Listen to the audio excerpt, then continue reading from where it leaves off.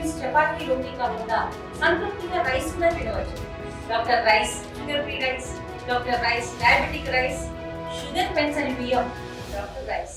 నా పేరు కర్లప్పారావు, ఆంధ్రప్రదేశ్ రైతు సంఘం అనకాపల్లి జిల్లా అధ్యక్షుడిని. ఈరోజు దేశవ్యాప్తంగా కార్మిక సంఘాలు, అలాగే వాళ్ళకి మద్దతుగా రైతు సంఘాలు, అనేక ఇతర సంఘాలు కూడా ఈరోజు దేశవ్యాప్తంగా సమ్మెకి ఈరోజు పూనుకున్నాయి.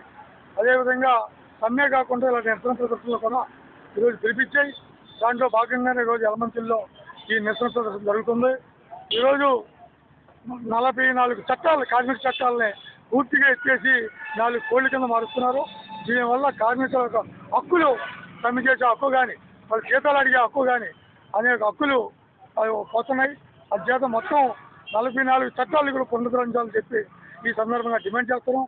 అదొకటే కాదు, సుప్రీంకోర్టు ఈరోజు తీర్పిచ్చింది. కనీస వేతనం జీవో అమలు జరపాలి, 26,000 కనీస వేతనం ఇవ్వాలని చెప్పి అమలు జరిపింది. ఈరోజు అంగన్వాడీలో కానీ, ఆశాలో కానీ, మిడ్ డే మీల్స్లో కానీ, ఐకేపీలో కానీ ఏ సంఘాల్లో కూడా ఈరోజు అమలు జరపలేదు. అలాగే ఈ విశాఖ జిల్లాలో ప్రధానంగా అనకాపల్లి జిల్లాలో యలమంచిలి, అచ్యుతాపురం ప్రాంతంలో ఉన్న కంపెనీల్లో ఈరోజు ఎక్కడా 26,000 రూపాయలు పని విధానం అమలు జరగలేదు. ఈరోజు బ్యాండిక్ కార్మికులు వెట్టి చాకరీ ఈరోజు చేస్తున్నారు. అదొకటే కాదు, ఈరోజు అసెంబ్లీలో ఒక కొత్త తీర్మానం చేశారు. ఈరోజు 12 గంటల పని విధానం పెడతామని చెప్పి తీర్మానం చేశారు.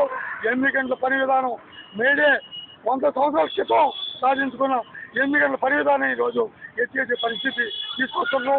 అలాగే మహిళలు కూడా అర్ధరాత్రి పనిచేయాలి, రాత్రులు పనిచేయాలని చెప్పి ఒక కొత్త జీవో తీసుకొస్తున్నాం. ఇలాంటి దుర్మార్గ విధానం చెప్పి ఈరోజు దేశవ్యాప్తంగా సమ్మె జరుగుతుంది. అలాగే దేశవ్యాప్తంగా 13 నెలల కాలం రైతాంగం పెద్ద ఎత్తున గిట్టుబాటు ధరలు చట్టం చేయాలని చెప్పి, రైతాంగ వ్యతిరేక చట్టాలని రద్దు చేయాలని చెప్పి పెద్ద ఎత్తున నిరసన చేశారు. ఆ నిరసనకు మోడీ ప్రభుత్వం దిగొచ్చి క్షమాపణ చెప్పి రైతాంగానికి ఆ చట్టాలు ఎత్తేసింది. కానీ ఈ రోజుకి హామీ ఇచ్చిన ఆర్డినెన్స్ ప్రధానంగా ఏదైతే గిట్టుబాటు ధరల చట్టం ఉందో పార్లమెంట్లో చట్టం చేస్తూ ఉన్నారో ఈ రోజుకు ఆ చట్టాన్ని చేయలేదు. ఈ రోజు నమ్మించి ఈరోజు ప్రభుత్వం మోసం చేస్తుంది. అదొకటే కాదు, ఈరోజు ఈ ప్రభుత్వ రంగ సంస్థలే, స్టీల్ ప్లాంట్ కానీ, ఎల్ఐసి కానీ అనేక సంస్థలనే ఈరోజు మూసేస్తుంది. ఈరోజు పిఎస్సిని పూర్తిగా నిర్వీర్యం చేస్తుంది. వీటికి వ్యతిరేకంగా ఈరోజు దేశవ్యాప్తంగా 1,00,000 కోట్లాది మంది ఈరోజు కార్మికులు, కర్షకులు ఈ సమ్మెని జయప్రదం చేస్తున్నారు. ఆ జయప్రదం చేస్తున్నారు. దీన్ని జయప్రదం చేయాలని చెప్పి ఈ సందర్భంగా యలమంచిలి సిఐటియు మండల కార్యదర్శిని.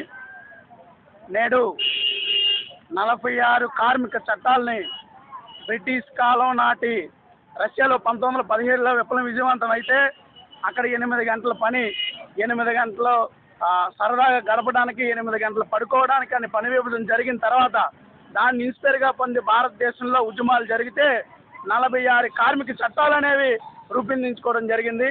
ఈ 46 కార్మిక చట్టాలు ఎవరో దయాదేశం తెలిస్తే ఇవ్వలేదు. కార్మిక చట్టాలు ప్రాణత్యాగాలు, కార్మికులు పోరాడి ప్రాణత్యాగాలు చేసి కార్మిక చట్టాలు వచ్చాయి.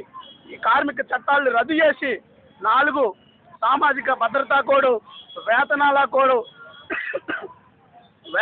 కోడ్, పారిశ్రామిక సంబంధాల కోడ్, ఇలాంటి 4 కోడ్లను తీసుకొచ్చి, ఈ 4 లేబర్ కోడ్లు తీసుకొచ్చి, ఈ 4 లేబర్ కోడ్లు ఎవరికి అనుకూలంగా ఉన్నాయంటే మేనేజ్మెంట్కి, ప్రభుత్వాలకు అనుకూలంగా ఉన్నాయే తప్ప కార్మికులకు కానీ, కర్షకులకు కానీ అనుకూలంగా ఏ ఒక్క చట్టం, ఏ ఒక్క కోడ్ లేదని చెప్పి సందర్భంగా తెలియజేస్తా ఉన్నాను. వేతనాల కోడ్లో చెప్తా ఉన్నారు. ఈ వేతనాల కోడ్ వల్ల 4 కోడ్లు రద్దు అవుతా ఉన్నాయి. ఈ వేతనాల కోడ్ల వల్ల ట్రేడ్ యూనియన్ చట్టం రద్దు అవుతా ఉంది. ట్రేడ్ యూనియన్ చట్ట ప్రకారం అప్పుడు బ్రిటిష్ ప్రభుత్వం వాళ్ళు ఏం చేశారు, ట్రేడ్ యూనియన్ చరిత్ర తెలుసుంటే, ట్రేడ్ యూనియన్ చట్టం చరిత్ర తెలుసుంటే లేబర్ కోడ్లు రద్దు అవ్వకుండా ఈరోజు బీజేపీ ప్రభుత్వం ఉండేది. ఆ ట్రేడ్ యూనియన్ చరిత్ర, పోరాడే చరిత్ర బీజేపీకి లేదు కనుక, ఆ పోరాడే తత్వం బీజేపీకి లేదు కనుక కార్మికులు పోరాడి సాధించుకునేటువంటి చట్టాల్ని రద్దు చేసి లేబర్ కోడ్లకి ఈరోజు తీసుకొచ్చారు. ఈరోజు వేతనాల కోడ్ చూసుకున్నట్లయితే వేతనాల కోడ్ల వల్ల 4 కార్మిక చట్టాలను రద్దు అవుతూ ఉన్నాయి. ఈ ట్రేడ్ యూనియన్ చట్టం ఉంది. ఈ ట్రేడ్ యూనియన్ చట్ట ప్రకారం ఎక్కడైనా ట్రేడ్ యూనియన్ పెట్టుకోవచ్చు. కానీ ట్రేడ్ యూనియన్ పెట్టడానికి వీలు లేకుండా, కార్మికులు సమ్మె చేయడానికి వీలు లేకుండా, సమ్మె చేస్తే కార్మికులు వేతనాలు ఇవ్వలేదన్నా వాళ్ళ సమస్యల మీద సమ్మె చేస్తే కార్మికులకి జైలు శిక్షలు, ఈ చట్టం ప్రకారం కార్మికులకి పెనాల్టీలు. కానీ ఎవరైతే వేతనాలు ఎగ్గొడేస్తాడో, ఎవడైతే కార్మికులు ఇబ్బంది పెడతాడో వాడికి మాత్రం ఫైన్లా, కార్మికులు మాత్రం ప్రశ్నించినందుకు వాళ్ళకి జైలు, వాళ్ళకి శిక్షల. మరి ఎవరి కోసం పనిచేస్తా ఉన్నాయి ఈ ప్రభుత్వాలు? కార్మికుల కోసం పనిచేస్తా ఉన్నాయా, కార్పొరేట్ సంస్థల కోసం పనిచేస్తా ఉన్నాయని చెప్పేసి ఈ సందర్భంగా నేను ప్రశ్నిస్తా ఉన్నాను. అదొక్కటే కాదు, జగన్మోహన్ రెడ్డి అంగన్వాడీలకు అన్యాయం చేశాడు, ఆశాలకు అన్యాయం చేశాడు.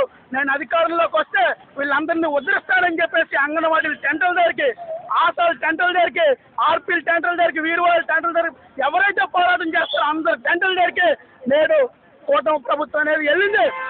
వెళ్ళి ఆ సమస్యల్లో ఏదైనా పరిష్కారం చేసిందంటే, పరిష్కారం చేయకపోగా వీళ్ళందరికీ స్కీమ్ వర్కర్లకి అదనమైన పని ఒత్తిడి, అంటే వీటి కోసం ఆలోచించుకున్న అదనమైన పని ఒత్తిడి, యాప్లు పెట్టి అనేక రకాలుగా హింసించేటువంటి ధోరణి ఈ రోజు ఉంది.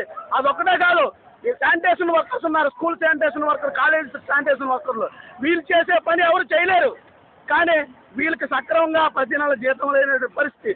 వాళ్ళకి ఒక పని, మొన్న ఎస్రేవర్లో ఒక ఆమె వెళ్ళి బాత్రూమ్ కడగడానికి వెళ్ళి చచ్చిపోతే ఇప్పటికీ నష్టపరిహారం లేనటువంటి పరిస్థితి. కనుక ఇటువంటి ప్రభుత్వ విధానాలు అనేవి రాష్ట్రంలో కొనసాగుతూ ఉన్నాయి. ఈ విధానాలు కూడా ఏకైక కార్మిక వర్గం అంతా కూడా వ్యతిరేకిస్తూ ఉన్నాయి. మీరు కానీ ఇదే ధోరణిలో నడిస్తే జగన్మోహన్ రెడ్డికి ఏ విధంగా అయితే బుద్ధి చెప్పారో భవిష్యత్తులో మీకు కూడా అదే విధంగా బుద్ధి చెప్పే రోజులు వస్తాయి.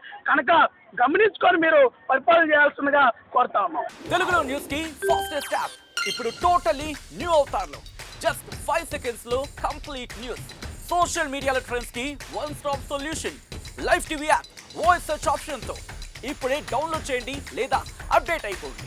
యాప్ లింక్ డిస్క్రిప్షన్ లో ఉంది.